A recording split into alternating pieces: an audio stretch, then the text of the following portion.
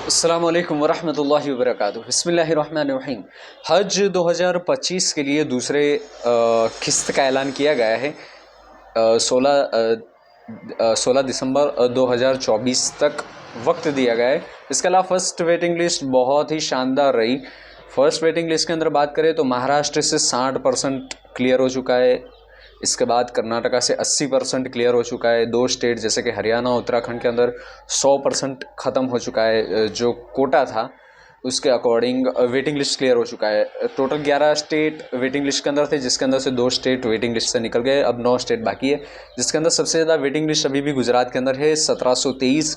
इसके अलावा waiting list की बात करें तो महाराष्ट्र के अंदर से 40% अभी वेटिंग लिस्ट वाले है।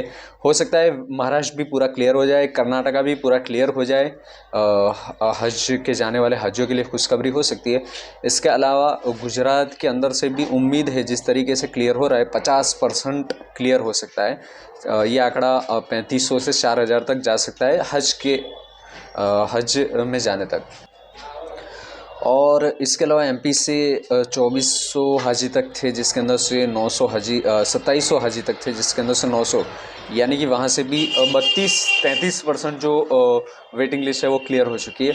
अल्हम्दुलिल्लाह टोटल 30-30.5 हज़ार के करीब वेटिंग लिस्ट के अंदर थे, जिसके अंदर से 13,700 तक क्लियर हुआ है। यानी कि अप्रॉक्सीमेट 44 से 45% जो वेटिंग लिस्ट है पूरे हिंदुस्तान से वो क्लियर हुई है। इसके लिए डेट पे डेट हमसे आज ही पूछ रहे थे कि डेट पे डेट क्यों हो रहा है, तारीख पे तारीख क्यों लगाए जा रहे हैं।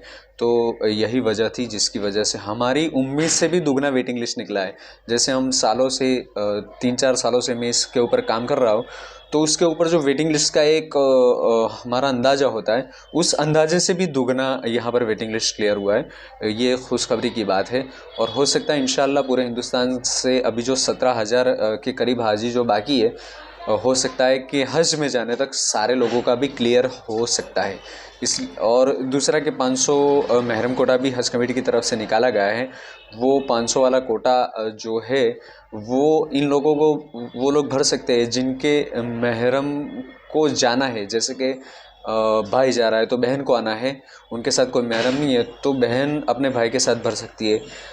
हस्बैंड ने अकेला भरा था, फिर उनको ख्याल आया कि मेरी वाइफ को भी मैं ले जाऊँ, या वाइफ ने कहा कि मुझे भी ले जाओ, तो अगर उनको जाना है तो वो भी ऐड कर सकते हैं। अम्मा का बाकी है तो अम्मा का भी ऐड कर सकते हैं। तो इस तरीके से अपनी बेटी का बाकी है, बेटी भी महरम के अंदर आती है, तो बाप के साथ बेटी जा सकती है। अगर बाप ने भरा है, उस वक्त कोई इंतज़ाम नहीं था, अभी इंतज़ाम हुआ है, तो बाप के साथ अगर जाना चाहती है बेटी तो वो बेटी का। ये 4 लोग महरम कैटेगरीज के अंदर आते हैं। तो जो बाकी है वो लोग 9 दिसंबर 2024 तक हज 2025 के लिए फॉर्म सबमिशन कर सकते हैं। अस्सलामु अलैकुम वरहमतुल्लाहि वबरकातुहू।